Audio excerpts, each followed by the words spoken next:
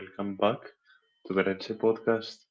If I look a little bit surprised, it's because I didn't know the music changed for that. So, welcome back.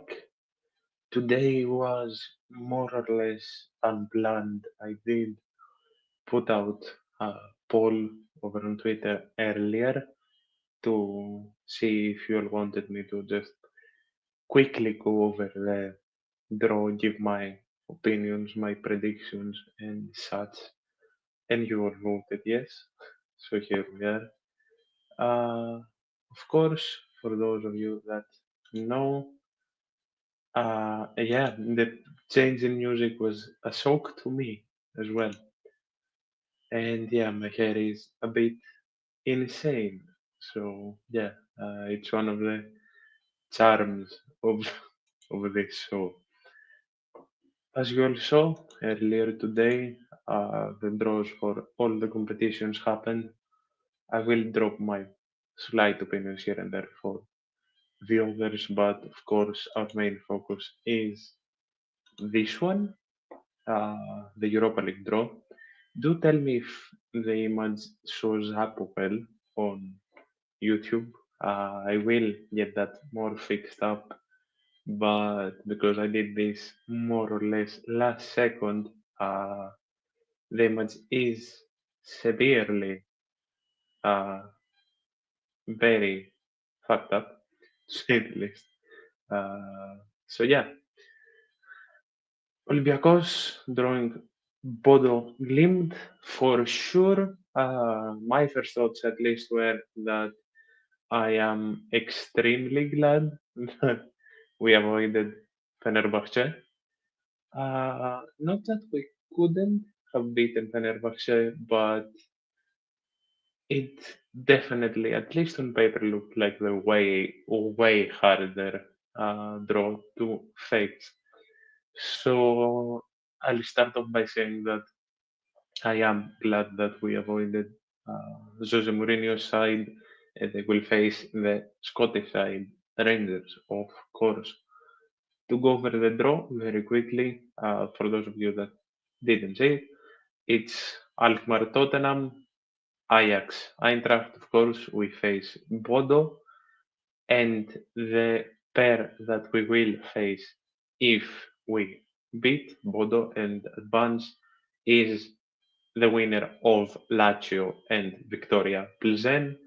I think we all know who that will be, so we'll get into that in a bit. On the other side, it's, as aforementioned, it's Fenerbahce against Rangers. It's Roma and Athletic Bilbao, coached by our beloved Ernesto Valverde. It's FCSB against Lyon, of course. FCSB knocking out PAOK uh, in quite an embarrassing way, but that's a bit different.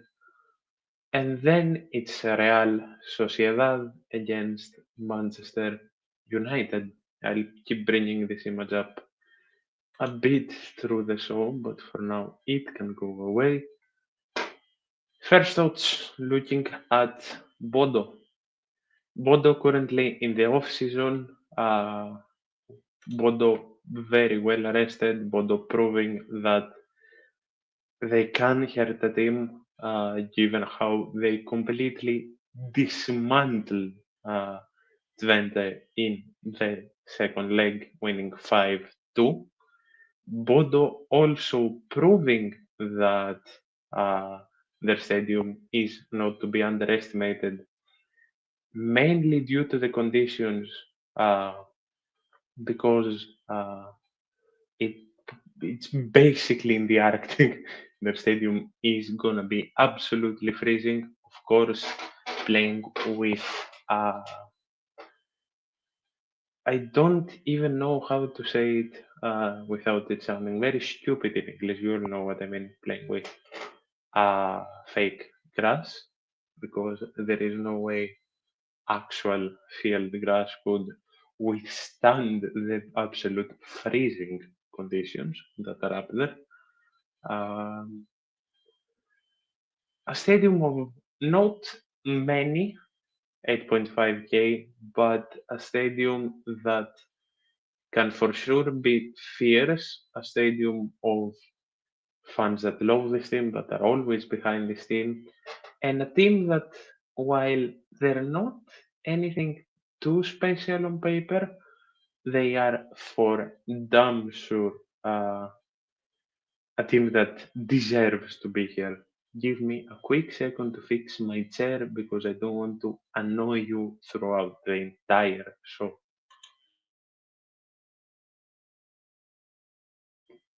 Okay, with that out of the way, let's take a look at what Bodo has more or less done in the Europa League. Of course, they opened up against a side that we did face and beat as well.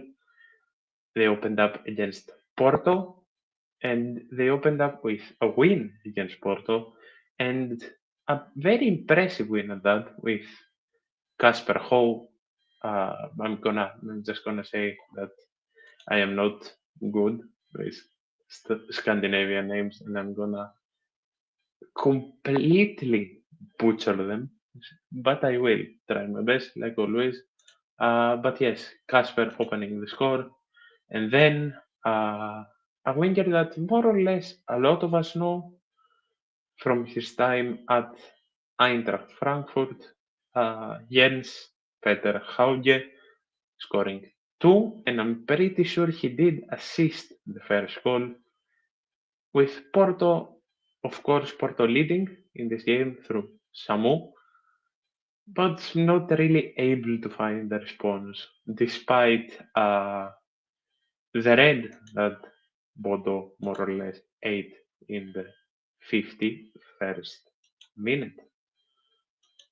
Opening up their campaign very impressively, I think it's very fair to say that their campaign was opened up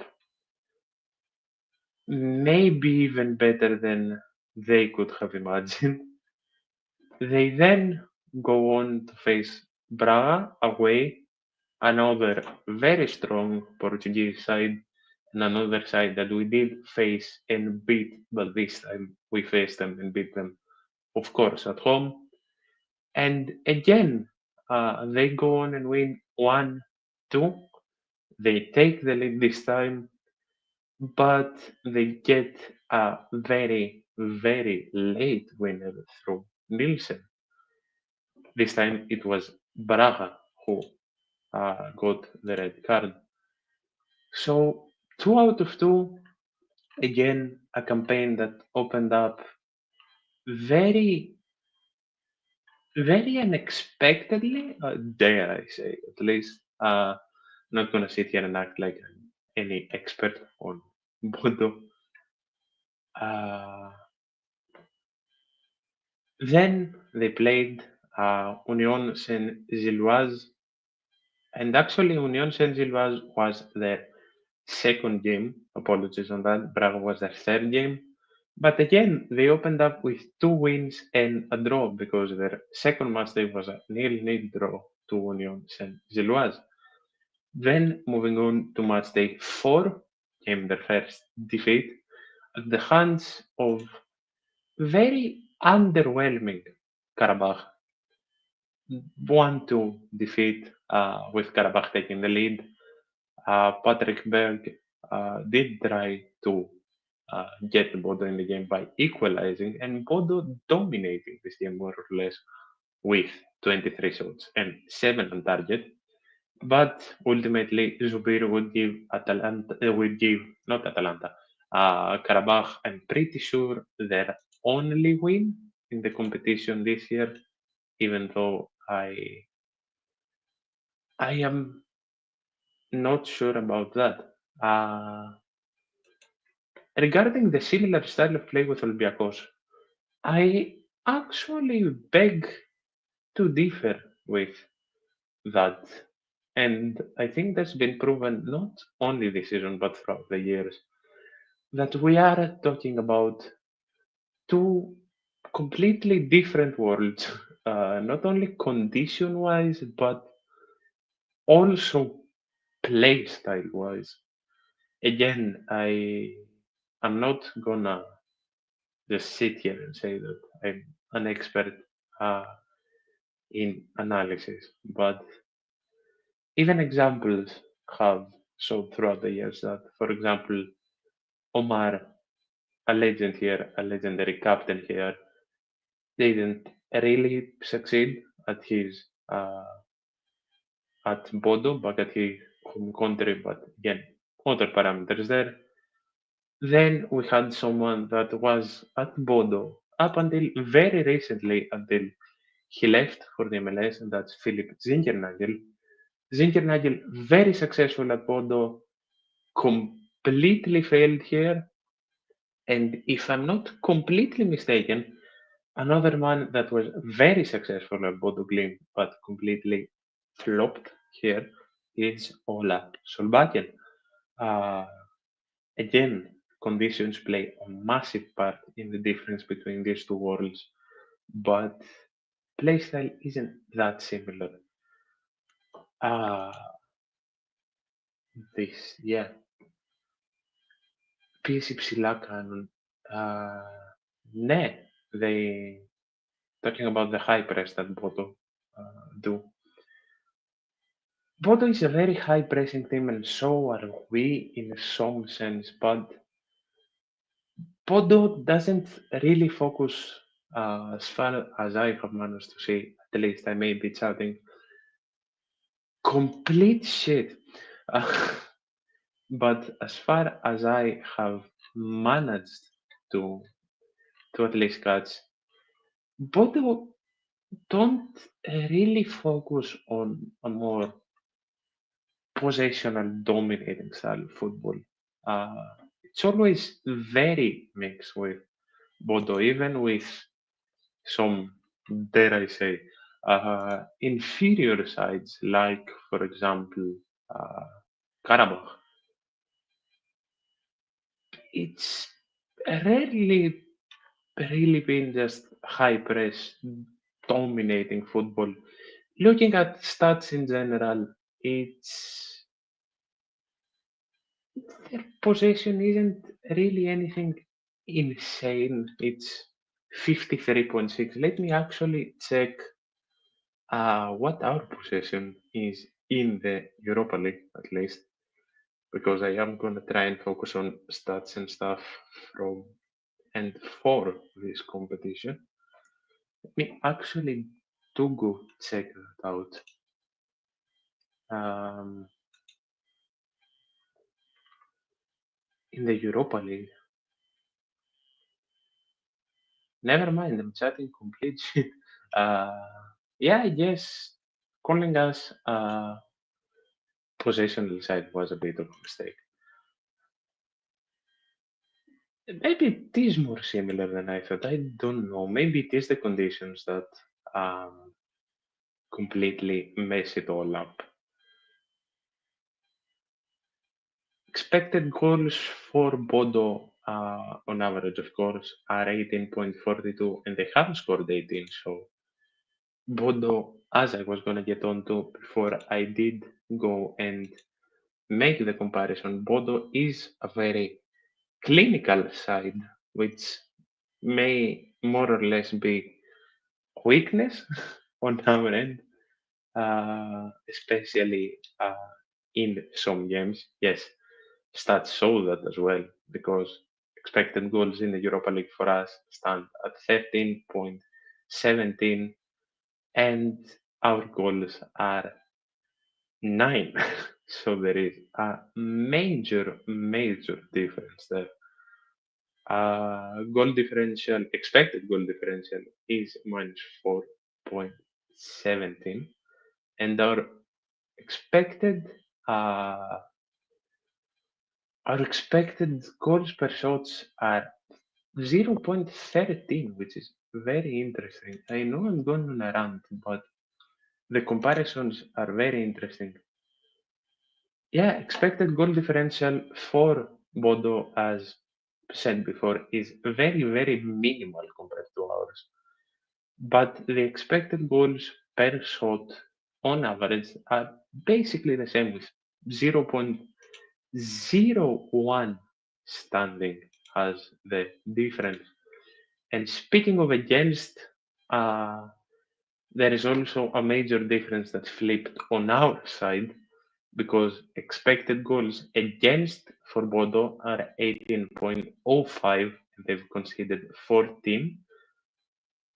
And expected goals against us, do give me a quick second to make sure I get the number correctly.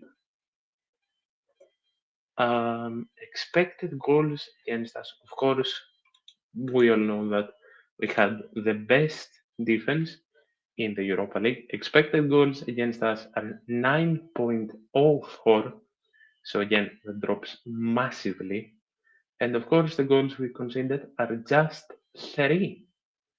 So defensive wise and stopping clinicality, even if it is unexpected sometimes, uh, is way more favorable on our side, at least.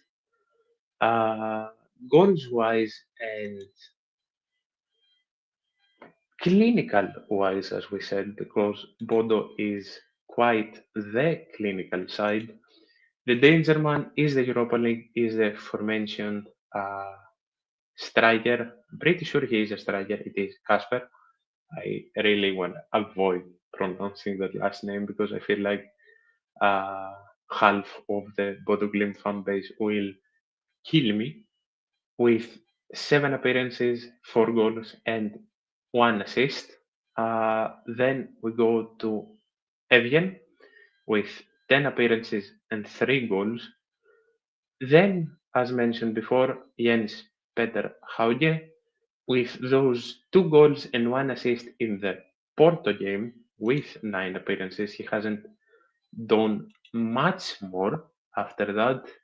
Then another guy that was mentioned before in the first 3 games we looked at, first 4 games we looked at for Bodo is Patrick Berg with 2 goals and 3 assists. And then fifth is a man that, as mentioned, left uh, Bodo Glimt and a man we all know very well, that's Philip Zinkernagel. He had 5 appearances, 2 goals, and 1 assist. Patrick Berg getting 3 man of the matches, and Jens Peter Hauge, of course, getting the man of the match against Porto. It's interesting to catch because maybe I was wrong about there being a clinical difference play wise as well. Because of course the two different worlds that are colliding is mainly due to the differential in general conditions, uh, play wise and such, as I mentioned before. Of course, uh, there is not a major need to sit down and mention our danger man in the Europa League because we hold the top scorer, of course, and that's Ayub El Kabi.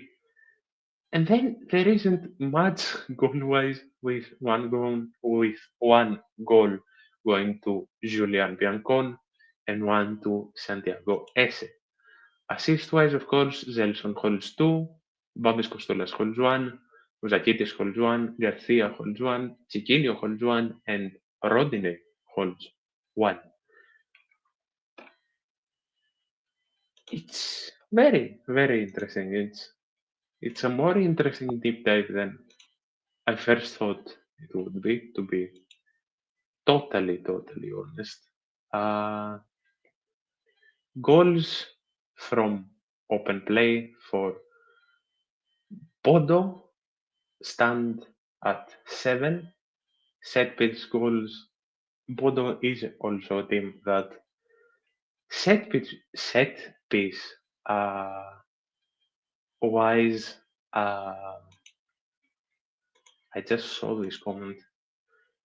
Fun fact At least I am pretty sure penalties don't count towards your expected goals. I'm pretty sure that stands true. I think expected goals are only from set pieces and open play, if I'm not completely mistaken. If I am mistaken, correct me in the comments. Uh, but yes, all of you are seeing my first impressions and stuff because, again, Bodo is a side I'm not really familiar with.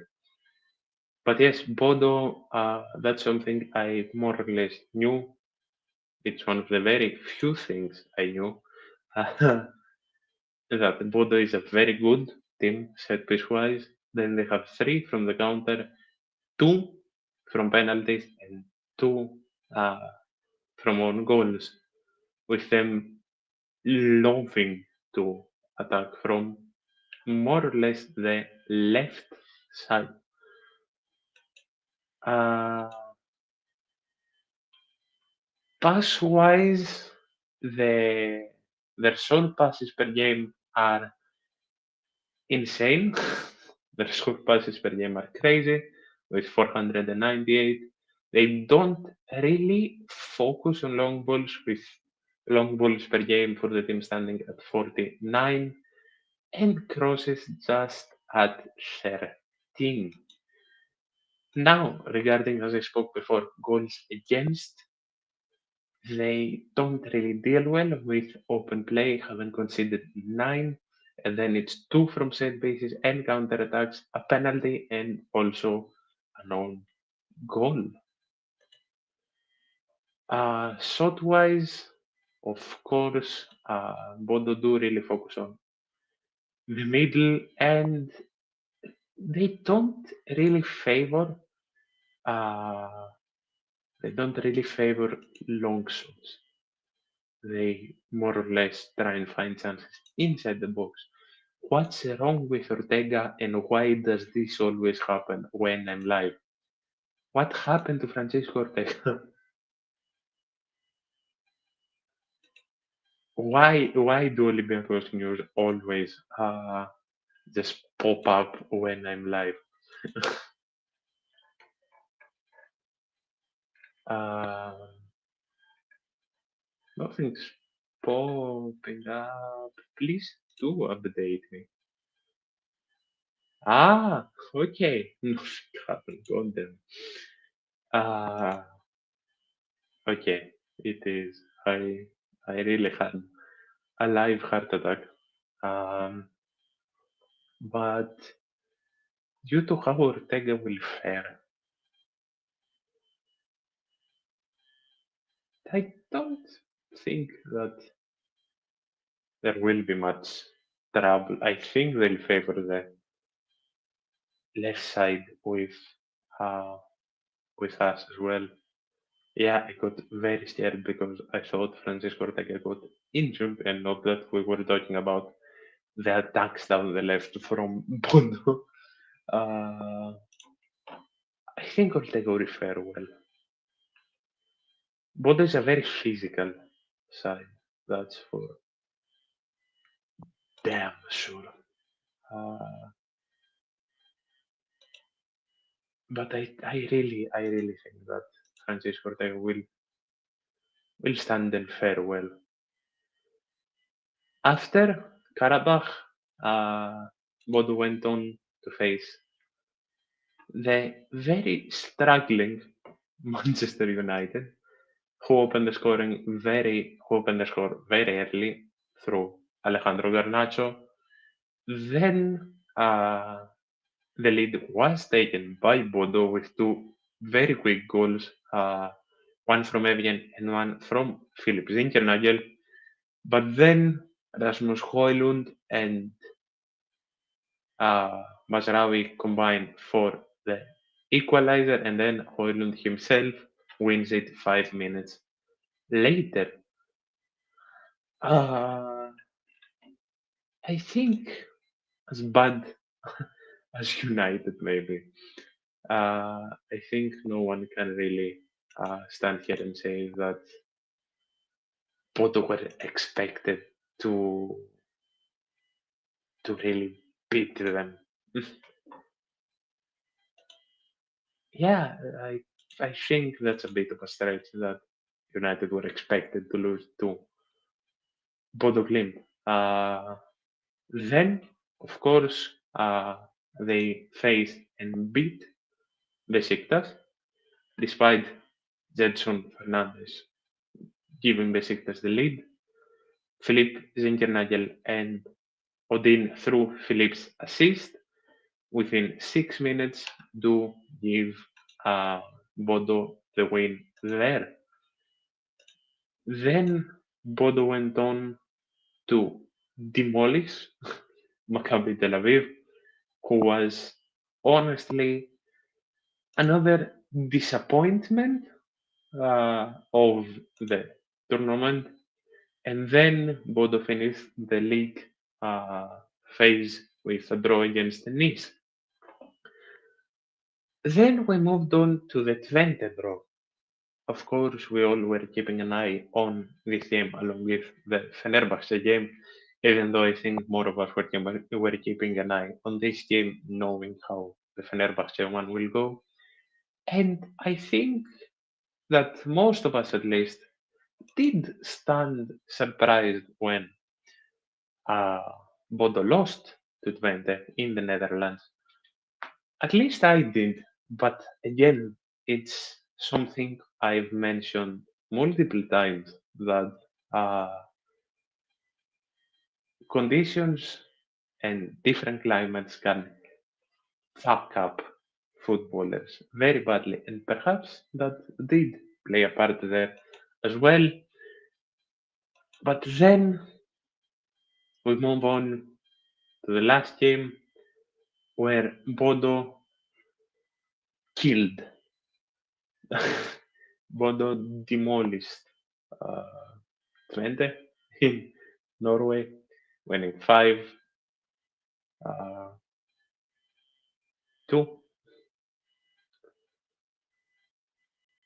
And honestly, what's there to say? Game did go to extra time as Bodo won 3-2 in regular time. And then there was absolutely no response from the exhausted Twente as 4-2 happened in the 111th minute. And then just 3 minutes later, it's 5-2 through an own goal. And just completely dismantled. There is a lot of positives in Bodo's game. Uh, I've analyzed them quite chaotically because I did want to give my proper first thoughts in the chaotic fashion that you all know and hopefully love from this show. But we mustn't forget, and I think many fans do, we mustn't forget that we stand here as European champions. And we mustn't forget that we stand here as a team where at home we fill up a 30,000 plus capacity stadium and that we've created some of the best atmospheres in Europe according to some of the greats in Europe. This team has a wonderful 12 man, and honestly, I'm happy the first game is away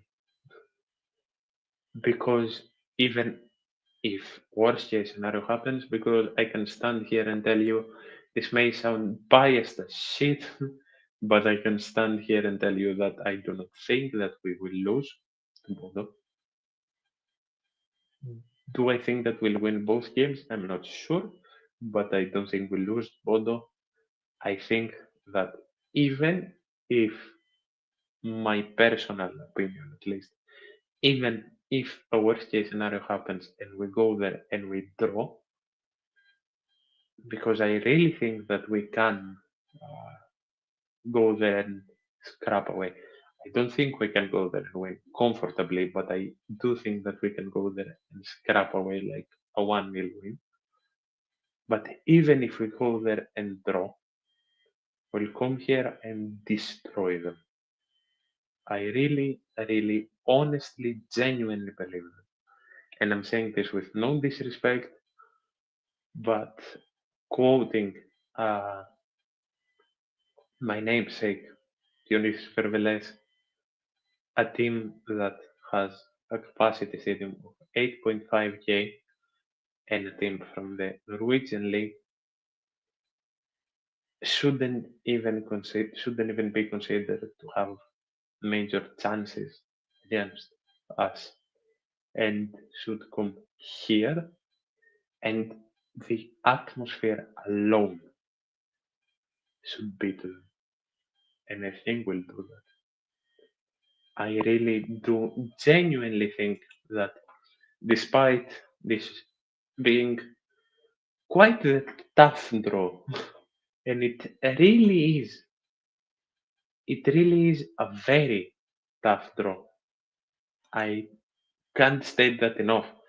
Uh, I think that in the end, we'll stand here and be able to say that we did this comfortably. I do actually want to sit here and check because I do not know if, at least I can't recall, if we've ever faced Bodo. I really can't recall if we've ever faced Bodo. Uh, I don't think we have. I think this is the first time we're facing Bodo. But let me check. I know that uh, Olympiacos don't really have an amazing record against Norwegian teams, and I'll get to that in a bit. But let me see if I'm not completely mistaken in saying that we haven't actually uh, faced Bodo. Yeah, we haven't. This is the first time we're facing Bodo Glimt. And let me actually check something.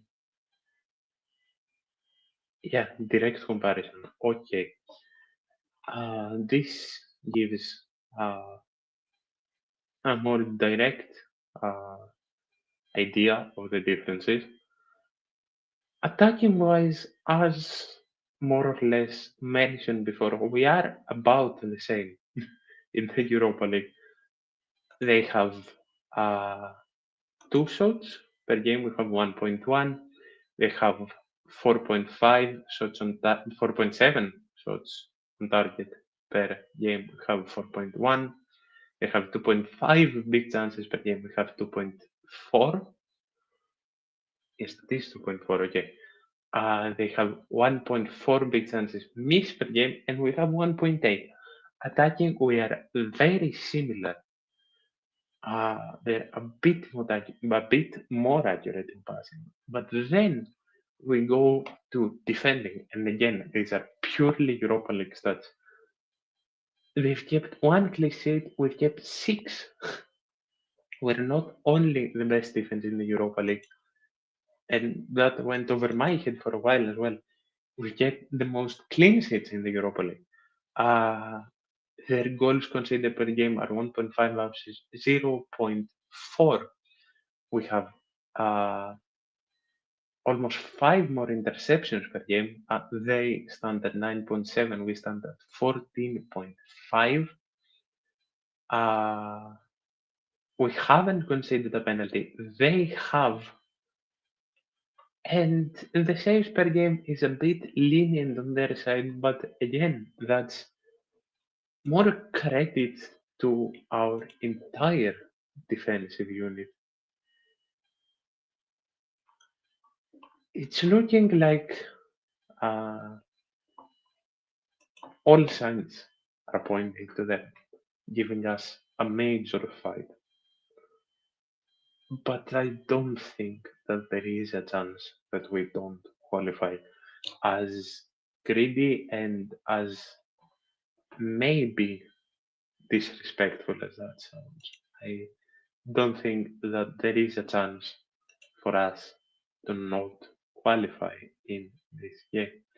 And exactly, not everyone is lucky to have one of the best, if not the best, under 23s keeper in the world. Costas Zolakis, of course, a major part why we're here, why we're top of the league, why we're here in Europe, why we're in the semi-finals of the cup, a major part and an irreplaceable part of our season. But yeah, that is more or less it, Bodo-wise, at least from my end. Of course, as I said, in the chaotic state that you all like to see. Then, as I mentioned before, then there is Lazio. Unless the 0.01% of chances happen and Pleasant gifts us a Lazio elimination to the plate and we go on to face Pleasant. But let's not lie to ourselves, it's going to be Lazio. Lazio having a very difficult, I'd say, season.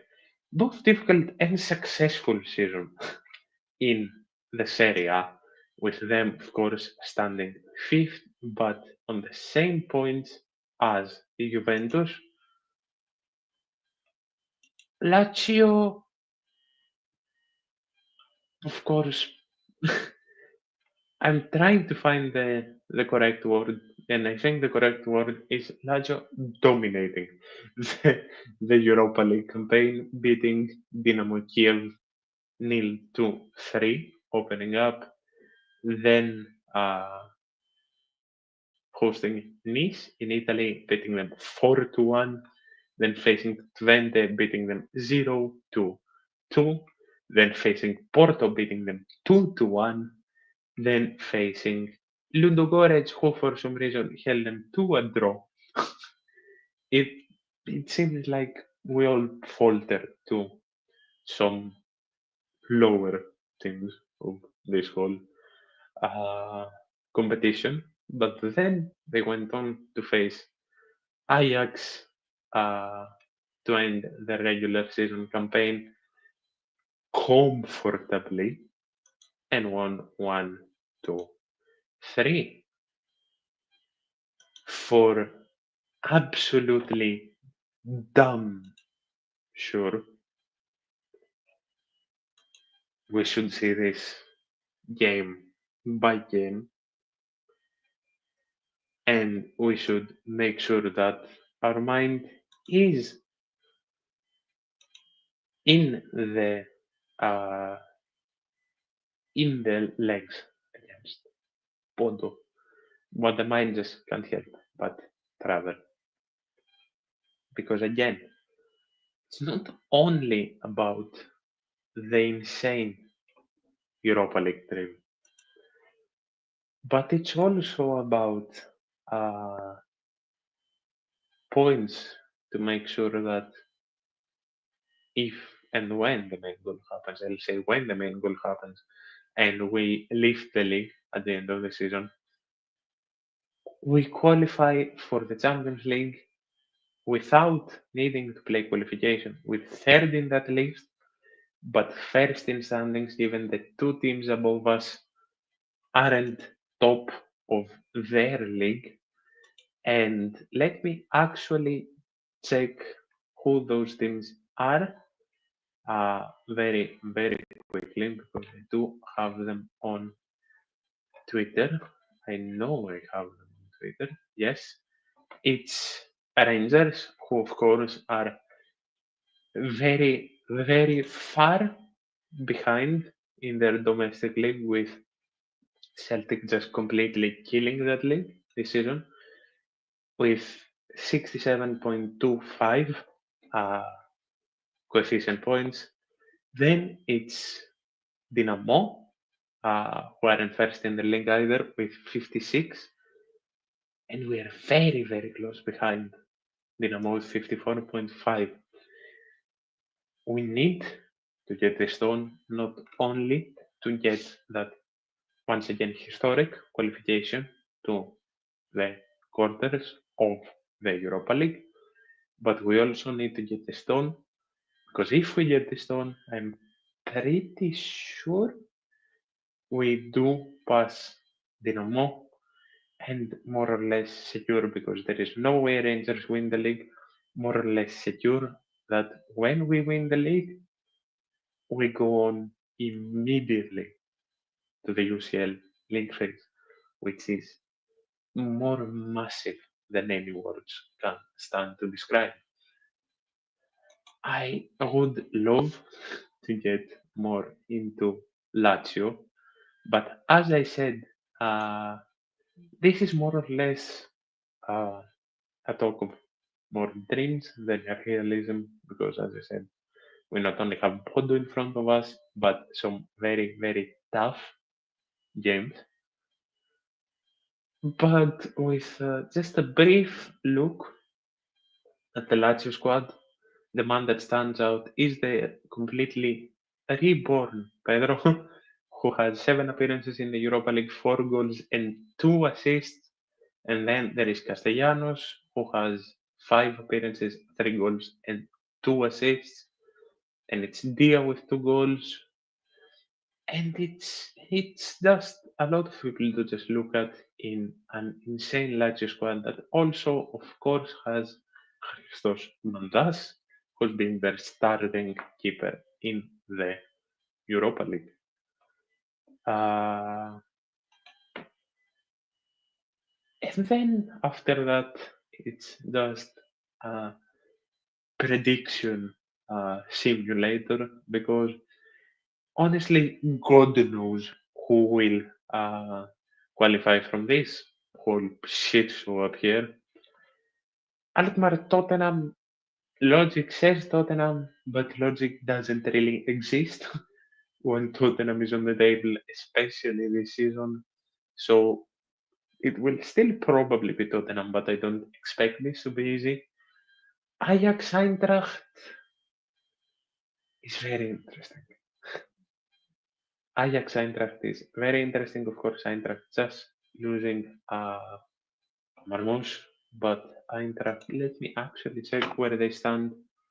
Uh, Eintracht not having a bad season at all, being third in the league behind the battling Bayern Munich and Bayern Leverkusen.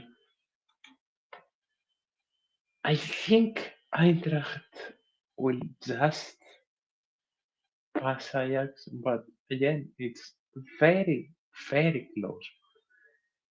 And between Tottenham and Eintracht, as crazily illogical as it may sound, I think Tottenham will go on and do it. So, God help, uh, we do get to the insanely historic Europa League semi-finals. We'd have a very tough task ahead, no matter who qualifies. It doesn't have to be Tottenham. My prediction is just that it's probably going to be Tottenham. And then we dream of heaven. So I'm not going to get into that. It will for sure be a crazy journey starting with a very tough spot. Hope you all enjoyed. Today was meant to be a fast one, I swear, but I really enjoy rambling. I really enjoy that I have a platform to ramble, and I hope you all love listening as much as I love talking to you guys. Uh, do go check out everything that you need for this show in the description. Like and subscribe, of course, if you like what you see. More talks regarding this game will be held closer to it, hopefully with Gavon as well. I just wanted to give a general uh, just talk regarding the Europa League now. Uh, And yeah, drop your questions in the comments. Drop your comments regarding if you agree or disagree with me. Add on to anything I may have forgotten and interact with me through all the socials down below. See you soon. Thank you.